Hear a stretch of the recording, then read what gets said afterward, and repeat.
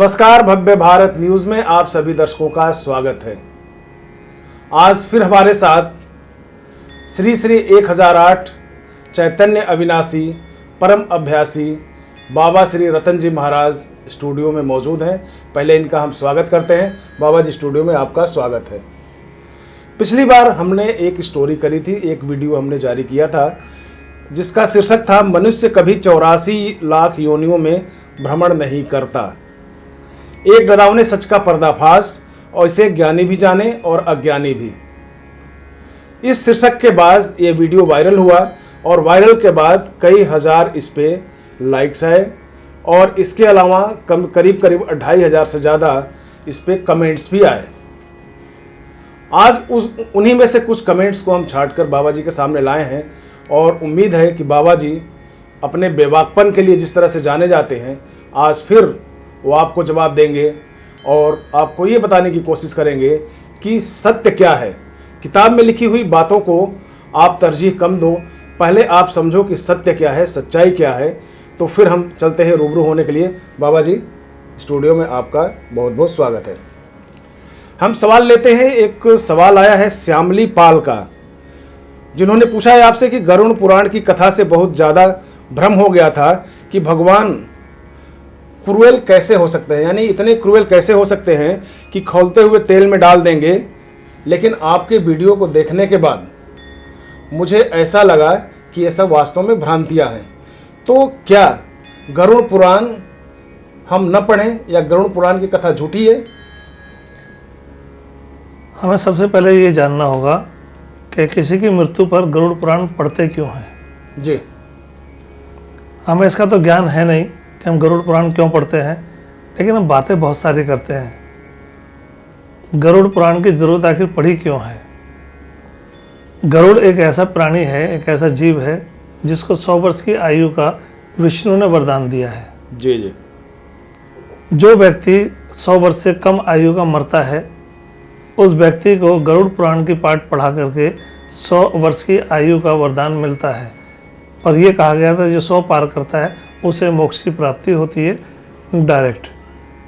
इसलिए गरुड़ पाठ की बात होती है। अब गरुड़ पाठ में क्या सच है क्या झूठ है, ये तो लिखने वालों को पता होगा, क्योंकि लिखने वाले हर चीज़ वो सत्य नहीं होती। सच को अगर जानना होगा तो आपको मेरी शरण में आना पड़ेगा।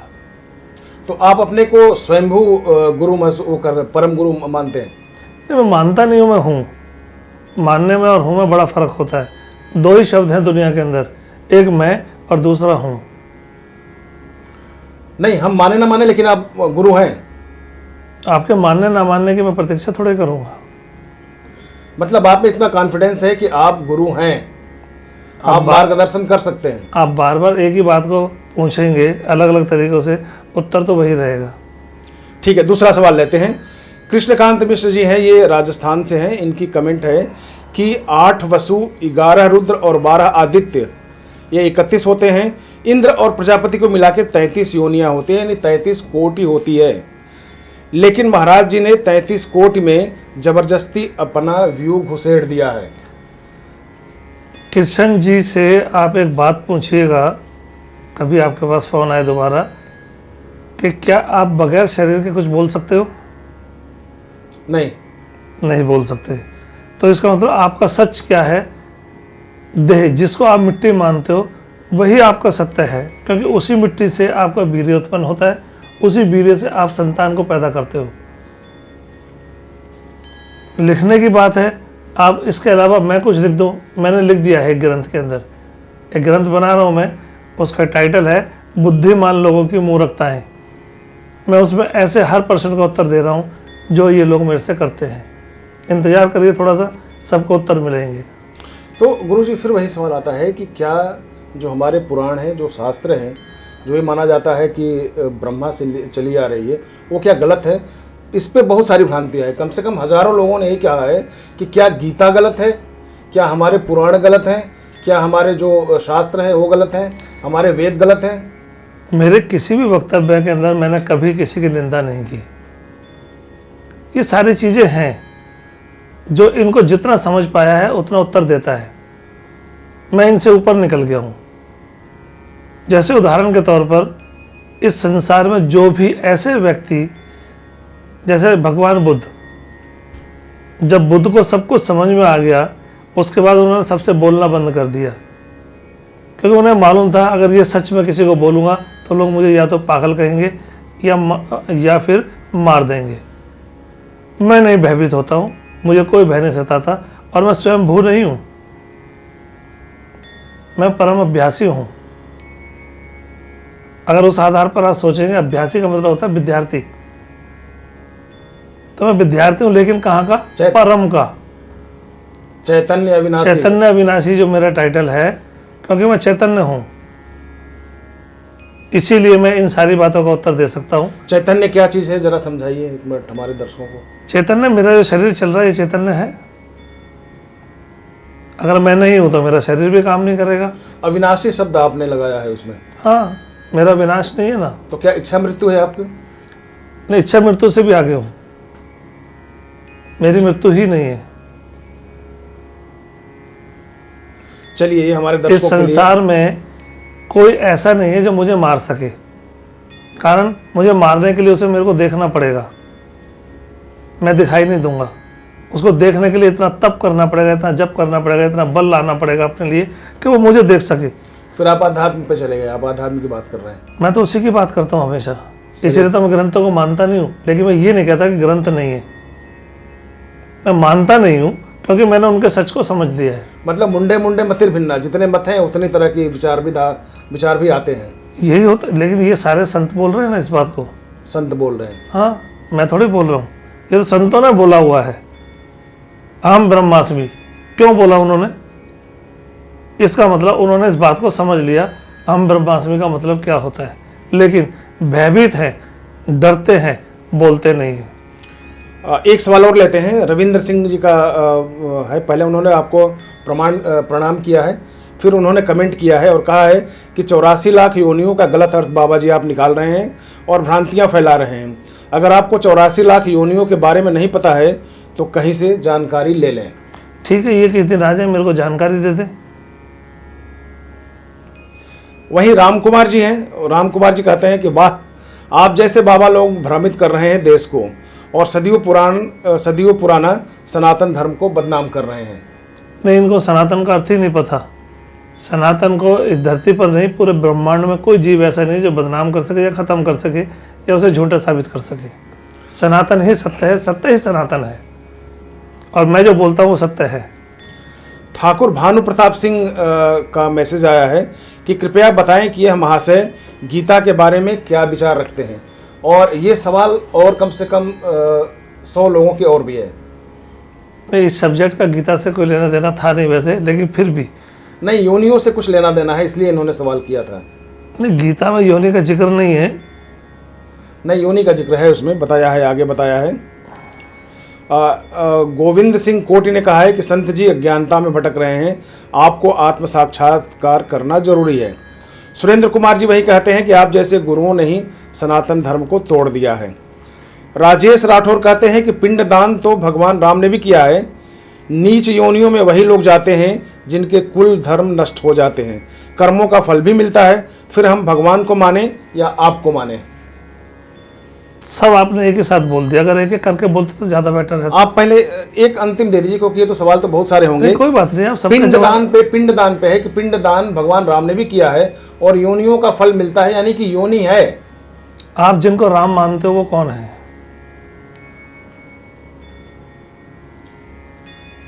एक आदर्श मर्यादा पुरुषोत्तम हम मानते हैं, यानी पुरुषोत्तम में जो होता है जिनका आचरण मनुष्यों से ऊपर है। राम आप किसको मान रहे हैं? क्या दशरथ के पुत्र को?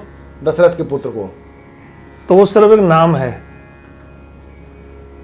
एक देह है जी। देह को तो पिंडदान करना भी होता है और लेना भी होता है जी। और जिस राम की आप बात कर रहे हैं उसको इन सारी चीज़ों से कोई लेना देना ही नहीं है। एक राम दशरथ का बेटा, एक राम घट में लेटा, एक राम जगत पसारा, एक राम जगत से न्यारा। तो मैं जो जगत से न्यारा मैं उसकी बात कर रहा हूँ। तो फिर आम आदमी को कैसे समझ में आएगी ये बातें? आम आदमी को समझना पड़ेगा, उसको अपनी शिक्षा दीक्षा सब ज्ञान लेना पड़ेगा। एक अंतिम सवाल लेते हैं। डॉक्टर पी सोधा ने लिखा है कि गीता में 84 लाख योनियों का विवरण है। बताइए। इसमें 9 लाख जलचर हैं, 10 लाख पक्षी हैं, 11 लाख कीट पतंग हैं, स्थावर हैं 20 लाख, और सिंह और पूंछ वाले जो जानवर हैं उनकी संख्या 30 लाख है।